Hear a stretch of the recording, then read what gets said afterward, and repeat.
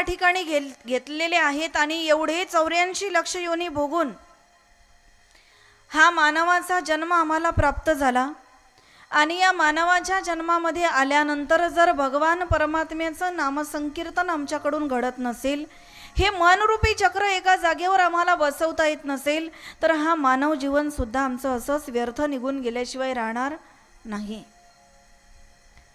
शिव महापुराण कथा ऐकण्याचं सार्थकत्व हेच आहे महाराज, की आपल्या मनाला, मी नेहमी सांगत असते, कथा ऐकत असताना 2 गोष्टी कायम लक्षात ठेवायच्या आहे. निद्रा महारानी यहाँ आने न पाए और मणिराम जी कहीं घूमने जाने न पाए. आपले मणिराम जी लगेच फिरायला जातात. आता जर मी तुम्हाला विचारलं तुमच्या घरी कपाटामध्ये साखरेचा डबा किती नंबरवर ठेवलेला आहे, गेलं तुमचं मन तिथे, साखरेच्या डब्याजवळ जाऊन आलात तुम्ही, असं माणसाचं मन आहे. हे एका ठिकाणावर कधीच थांबत नाही. हे मन सतत फिरत असतं. हे मन सतत या विषयामध्ये, या संसारामध्ये कायम भटकत असतं.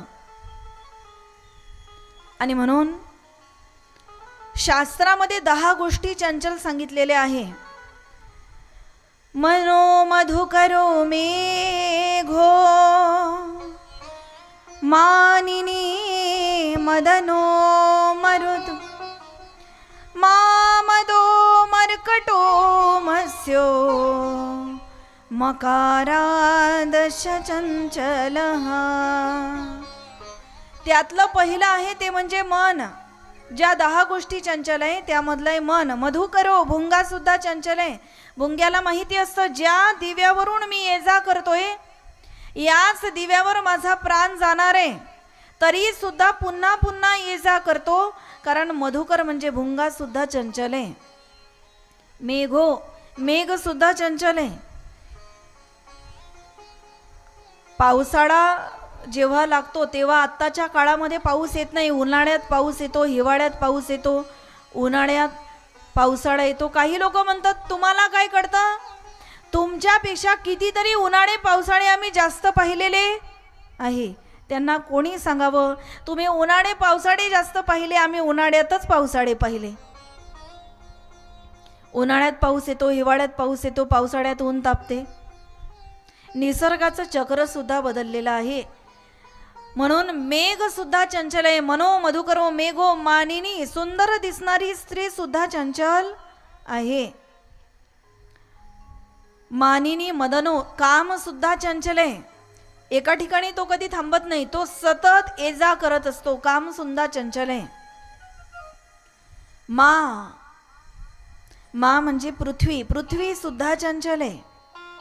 कारण ती सतत गोल गोल फिरत असते ना, त्याला पृथ्वीचं परिवलन म्हणतात. ती गोल गोल फिरत असते. पृथ्वी सुद्धा चंचल आहे. मदो, अहंकार सुद्धा चंचल आहे. एखाद्या व्यक्तीला अहंकार आला म्हणजे तो कायमचाच येतो का? नाही, तो काही क्षणापुरता येतो, पुन्हा निघून जातो. म्हणून या अहंकाराला ज्ञानोबारांनी भूताची उपमा दिलेली आहे. जे बहुता एकावांतरू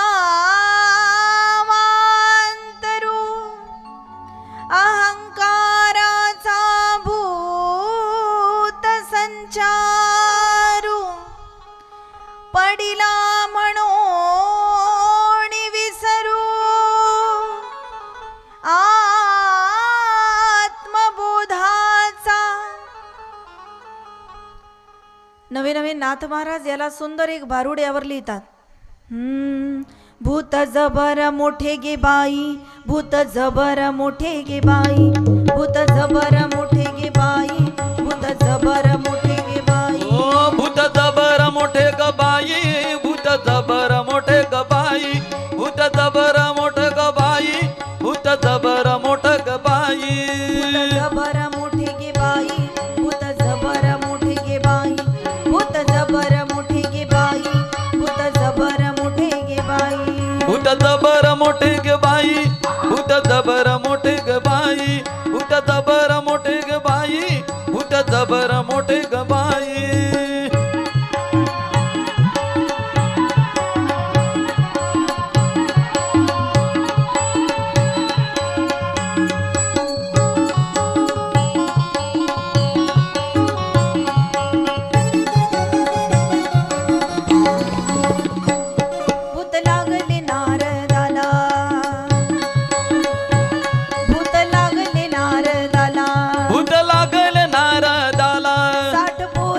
झाली त्याला 7 पोरे झाली त्याला भूत लागले नारदाला 60 पोरे झाली त्याला भूत जबर मोठे गे बाई भूत जबर मोठे गे बाई ओ भूत जबर मोठे ग बाई भूत जबर मोठे ग बाई